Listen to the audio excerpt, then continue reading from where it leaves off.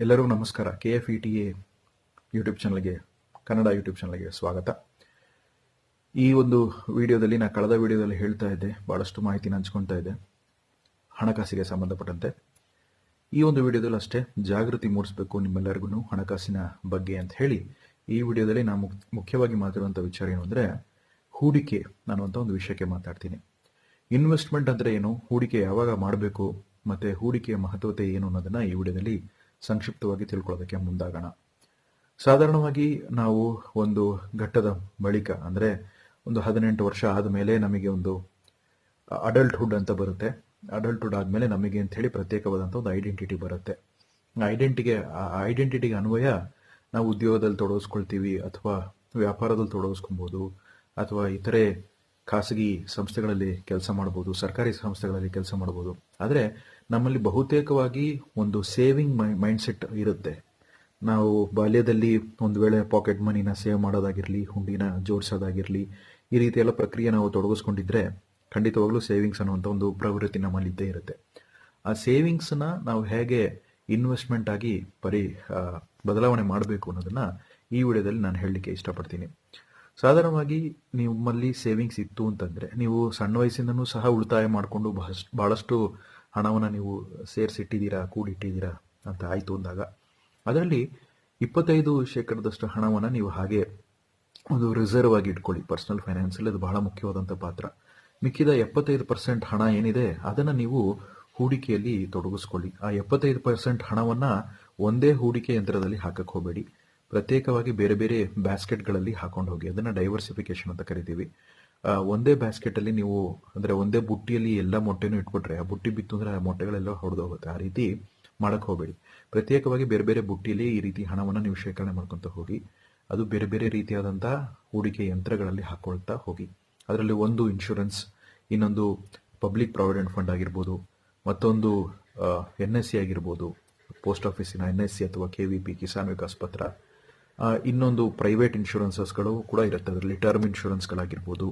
ಈ ರೀತಿ ನಿಮ್ಮ ಏನು ಸೇವಿಂಗ್ಸ್ ಅನ್ನೋದೇನಿದೆ ಅದನ್ನು ನೀವು ಪ್ರತ್ಯೇಕವಾಗಿ ಆ 100ರಷ್ಟು ಹಣವನ್ನು ನೀವು ಸೇವ್ ಮಾಡಿದ್ದೀರಾ, 100 ರೂಪಾಯಿನ ಸೇವ್ ಮಾಡಿದ್ದೀರಾ ಅಂದರೆ 25 ರೂಪಾಯಿನ ಮಾತ್ರ ನೀವು ಬ್ಯಾಂಕಲ್ಲಿ ಇಟ್ಕೊಂಡು ಮಿಕ್ಕಿದ 75 ರೂಪಾಯಿ ಈ ರೀತಿಯಾದಂಥ ಹೂಡಿಕೆ ಯಂತ್ರಗಳಲ್ಲಿ ಹಾಕೊಳ್ತಾ ಹೋಗಿ ಅನ್ನೋಂಥ ವಿಚಾರ.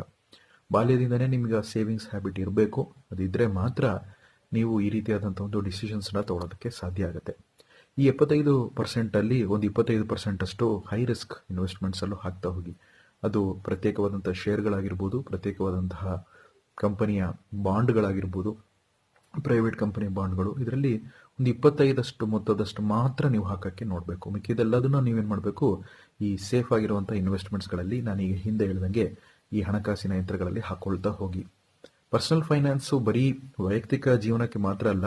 ಒಂದು ಸಂಸ್ಥೆ ನೀವು ಕಟ್ತಾ ಇದ್ದೀರಾ, ಒಂದು ಪಾರ್ಟ್ನರ್ಶಿಪ್ ಸಂಸ್ಥೆ ಆಗಿರ್ಬೋದು, ಅಥವಾ ನೀವು ಒಂದು ಡೈರೆಕ್ಟರ್ ಆಗಿದ್ದೀರಾ ಒಂದು ಪ್ರೈವೇಟ್ ಕಂಪನಿಗೆ, ಅಥವಾ ನಿಮ್ಮದೇ ಆದಂಥ ಒಂದು ಸ್ಟಾರ್ಟಪ್ ಇದೆ, ಅಥವಾ ನಿಮ್ಮದೇ ಆದಂತಹ ಒಂದು ಸಣ್ಣ ವ್ಯಾಪಾರಗಳಿದೆ ಅಂತಂದ್ರೂ ಸಹ, ಅನ್ಆರ್ಗನೈಸ್ ಸೆಕ್ಟರಲ್ಲಿ ಕೆಲಸ ಮಾಡ್ತಿದ್ದೀರಾ ಅಂದ್ರೂ ಸಹ, ಸೆಲ್ಫ್ ಎಂಪ್ಲಾಯ್ ಆಗಿ ನಿಮಗೆ ಈ ರೀತಿಯಾದಂತಹ ಮನಿ ಮ್ಯಾನೇಜ್ಮೆಂಟ್ ವಿಷಯದಲ್ಲಿ ನಿಮಗೆ ಆಸಕ್ತಿ ಇರಬೇಕು. ಹಣವನ್ನು ಯಾವ ರೀತಿಯಾಗಿ ಬೇರೆ ಬೇರೆ ನಿಧಿಗಳ ಮೂಲಕ ಸಂಗ್ರಹಣೆ ಮಾಡೋಕ್ಕಾಗುತ್ತೆ, ಮತ್ತು ಬೇರೆ ಬೇರೆ ರೀತಿಯಾದಂತಹ ಹೂಡಿಕೆ ಯಂತ್ರಗಳಲ್ಲಿ ಹೇಗೆ ಹಣವನ್ನು ವಿನಿಯೋಗ ಮಾಡಬೇಕು, ಇದರ ಮೂಲಕ ಆರ್ಥಿಕ ಒಂದು ಸ್ವಾತಂತ್ರ್ಯತೆ ಹೇಗೆ ನಾವು ಪಡ್ಕೊಬೋದು, ಮತ್ತು ಹೇಗೆ ಒಂದು ಸಂಸ್ಥೆ ಕೂಡ ಇದರಲ್ಲಿ ಬಲಿಷ್ಠವಾಗುತ್ತೆ, ಇದರಲ್ಲಿ ಎರಡನೇ ಮಾತಿಲ್ಲ. ಯಾಕೆಂದರೆ ಬೇರೆ ಬೇರೆ ಹಣಕಾಸಿನ ಯಂತ್ರದಲ್ಲಿ ಹಾಕಿದಾಗ ರಿಸ್ಕ್ ಟಾಲರೆನ್ಸ್ ಅಂತ ಬರುತ್ತೆ. ಅಂದರೆ ರಿಸ್ಕ್ ಮಿಟಿಗೇಷನ್ ಮಾಡ್ಬೋದು. ಯಾವುದೇ ರೀತಿಯಾದಂಥ ಅತಂತ್ರತೆ ಸಂಭವಿಸಿದಾಗ ಯಾವುದೋ ಒಂದು ನಿಧಿಯಿಂದ ಹಣವನ್ನು ತಗೊಂಡು ಆ ಒಂದು ಕಾಲಘಟ್ಟದಲ್ಲಿ ಆ ಒಂದು ಸನ್ನಿವೇಶಕ್ಕೆ ತಕ್ಕಂತೆ ಅದನ್ನು ಮ್ಯಾನೇಜ್ ಮಾಡ್ಬೋದು ಅನ್ನೋಂಥ ವಿಷಯ. ಯಾವುದೇ ರೀತಿಯಾಗಿ ನೀವು ಫಸ್ಟು ಹೂಡಿಕೆ ಮಾಡೋದಕ್ಕೂ ಮುಂಚೆ ನಿಮ್ಮಲ್ಲಿ ಸೇವಿಂಗ್ಸ್ ತುಂಬ ಜಾಸ್ತಿ ಇರಬೇಕು. ನೀವು ಹಣವನ್ನು ಉಳಿತಾಯ ಮಾಡುವಂಥ ಪ್ರವೃತ್ತಿ ಹೊಂದಿದ್ದೀರಾ ಅಂದರೆ ಮಾತ್ರ ಹೂಡಿಕೆಗೆ ನೀವು ಕೈ ಹಾಕಿ, ಅಥವಾ ಹೂಡಿಕೆ ಅಂತ ನೀವು ವಾಲಕ್ಕೆ ಸಾಧ್ಯ ಆಗುತ್ತೆ. ಇಲ್ಲಾಂದರೆ ಬಹಳ ಕಷ್ಟ. ಯಾಕೆಂದರೆ ಸಡನ್ನಾಗಿ ನೀವು ಹೂಡಿಕೆ ಮಾಡ್ತೀನಿ ಅಂತೇಳಿ ಯಾವುದೋ ಒಂದು ಹಣಕಾಸಿನ ಯಂತ್ರದಲ್ಲಿ ಹಾಕಿ ಅದು ಕೆಳಗೆ ಹೋಗಿ ಅದರ ದರ ಕುಸಿತ ಆಗಿ, ಅದರ ಮೌಲ್ಯ ಕುಸಿತ ಆಗಿ, ನಿಮ್ಮ ಬಳಿ ಅದರ ಒಂದು ಹಣ ನಷ್ಟವನ್ನು ಈಡೇರಿಸಲು ನಿಮ್ಮ ಕೈಲಾಗದೆ ಜೀವನ ಸಾಗಿಸೋದಕ್ಕೂ ಕಷ್ಟ ಆಗ್ತಾ ಹೋಗಿದೆ. ಹಣ ಎಲ್ಲ ತೆಗೆದು ಒಂದೇ ಹಣಕಾಸಿನ ಯಂತ್ರದಲ್ಲಿ ಹಾಕಿದ್ದೀನಿ ಅಂತಂದಾಗ ಬಹಳ ಕಷ್ಟ ಆಗುತ್ತೆ. ಅದರಿಂದ ಯಾವಾಗಲೂ ನಿಮ್ಮ ಹಣವನ್ನು ಡೈವರ್ಸಿಫೈ ಮಾಡ್ಕೊಳ್ಳಿ. ಡೈವರ್ಸಿಫೈ ಮಾಡೋದ್ರ ಮೂಲಕ ರಿಸ್ಕ್ನ ನೀವು ತಡೆಗಟ್ಟಬಹುದು. ರಿಸ್ಕ್ನ ತಡೆಗಟ್ಟೋದ್ರ ಮೂಲಕ ಏನಾಗುತ್ತೆ ಅಂದರೆ ನಿಮಗೆ ಯಾವುದೇ ರೀತಿಯಾದಂಥ ಆರ್ಥಿಕ ಸನ್ನಿವೇಶಗಳು ಅಥವಾ ತುರ್ತು ಪರಿಸ್ಥಿತಿಗಳು ಆರ್ಥಿಕವಾಗಿ ನಿಮಗೆ ಎದುರಾದಾಗ ಅದರಿಂದ ಹೊರಬರೋದಕ್ಕೆ ಅದು ಸಾಧ್ಯ ಆಗುತ್ತೆ ಅಂತ ಹೇಳ್ತಾ, ಇಂದಿನ ಒಂದು ವಿಡಿಯೋ ನಿಮಗೆ ಹಿಡಿಸಿದ್ರೆ ಲೈಕ್ ಮಾಡಿ, ನಮ್ಮ KFETA ಕನ್ನಡ ಯೂಟ್ಯೂಬ್ ಚಾನಲನ್ನು ತಪ್ಪದೆ ನೀವು ಸಬ್ಸ್ಕ್ರೈಬ್ ಮಾಡಿ ಅಂತ ಹೇಳ್ತಾ ಮುಂದಿನ ವಿಡಿಯೋದಲ್ಲಿ ಭೇಟಿ ಮಾಡ್ತೀನಿ. ಧನ್ಯವಾದಗಳೊಂದಿಗೆ ನಿಮ್ಮ ಸಂದೇಶ.